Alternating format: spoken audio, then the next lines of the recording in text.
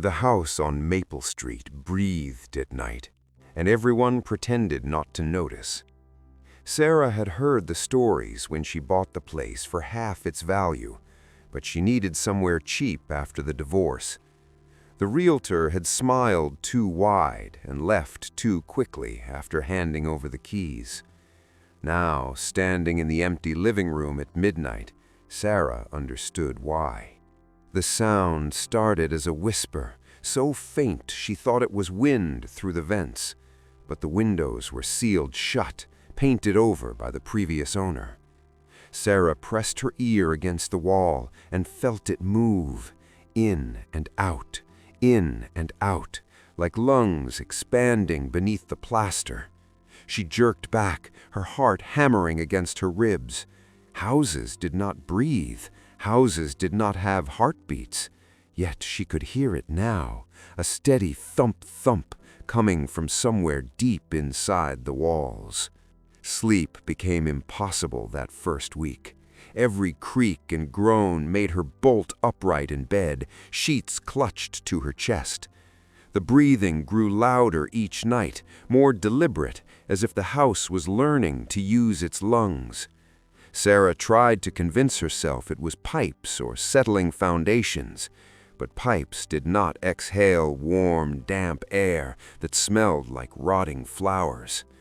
She began sleeping with the lights on, then with the television blaring, anything to drown out the rhythmic sounds that seemed to pulse through every room. On the 8th night, Sarah awoke to find her bedroom door closed. She always left it open, always, ever since childhood. Her mouth went dry. She had not closed it before bed. She was certain of that.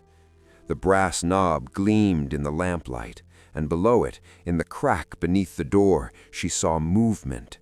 A shadow passed slowly from left to right, then back again. Someone was outside her room.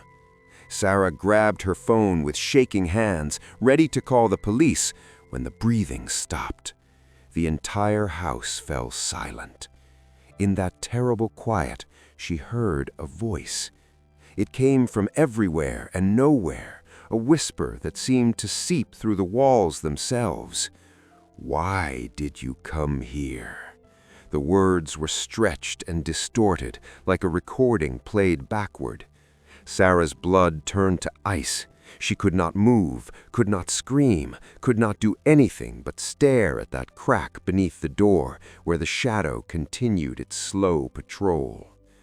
"Why did you wake me?" The voice was closer now, right outside her door, and the handle began to turn.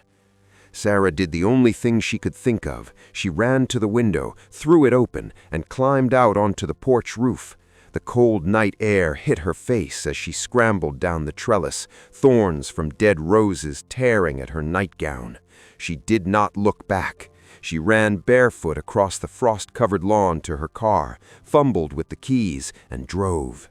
She drove until the sun came up, until her house was miles behind her, until her hands stopped shaking enough to pull into a gas station. But she had left her wallet inside. She had left everything inside. After 3 days in a cheap motel, using the last of the cash from her glove compartment, Sarah had no choice. She had to go back. The house looked normal in daylight, almost friendly with its blue shutters and white picket fence. Maybe she had imagined it all. Maybe the stress of the divorce had finally broken something inside her. She almost believed this as she pushed open the front door. The smell hit her first. That rotting flower scent had spread through the entire house, thick and cloying. Every window was closed again, every door shut tight. Sarah hurried to her bedroom, grabbed her purse and laptop, and was heading for the exit when she noticed the walls. They were moving. Not breathing this time, but bulging outward, as if something large was pressing against them from the inside.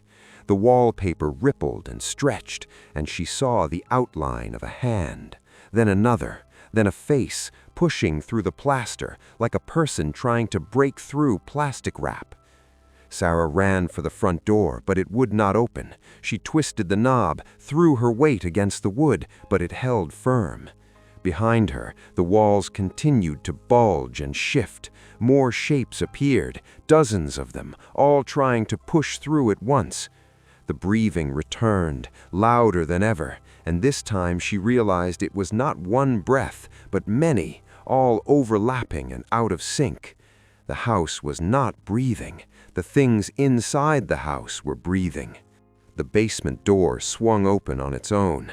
Sarah had never been down there, had avoided it instinctively. Now she had no choice. As the shapes in the walls grew more defined, more human, she bolted for the basement stairs. Maybe there was a window down there, a way out. The stairs creaked under her feet, and the temperature dropped with each step. By the time she reached the bottom, she could see her breath in the air. A single bulb hung from the ceiling, swaying gently, though there was no breeze. What she found made her legs go weak. The basement walls were covered in photographs, hundreds of them, pinned and taped to nailed into every available space. All the photos showed the same thing, this house in different eras, with different families standing in front of it.